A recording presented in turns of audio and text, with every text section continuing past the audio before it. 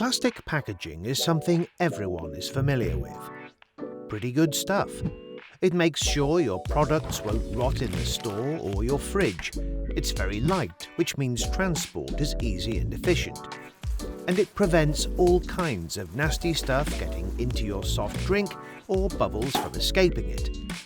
But there is a downside, and it's an obvious one. Plastic waste tends to end up in places where we don't want it to go. And if you thought we recycle most of our plastic, you couldn't be more wrong. If this is all the plastic waste, 320 million tons of it goes into holes in the ground, or ends up in nature, or is burnt, and only 10% is recycled. And that's only because we can't recycle more. It's not possible to take out the colour, and we can't recycle plastics that are made out of different types of plastic. So let's do the math.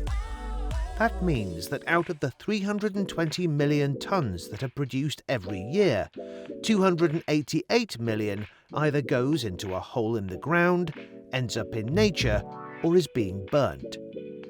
And since plastic production will only grow, we are looking at 1.1 billion tonnes in 2050. Plastic waste will increase to 990 million tonnes a year. Let that sink in for a moment. Not a nice image now, is it? Is there no way out? Well, yes, there is. Ioniqa has developed a process in which it takes plastic waste and recycles it back to something from which you can make brand new bottles, trays, or even t-shirts.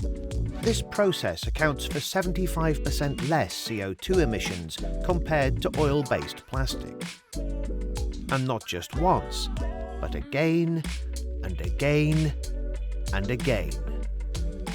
A whole new way in how we can live and deal with plastic, making it a circular product, so we can downscale the production of new plastics, so there is less of this, more of this, until it's all gone.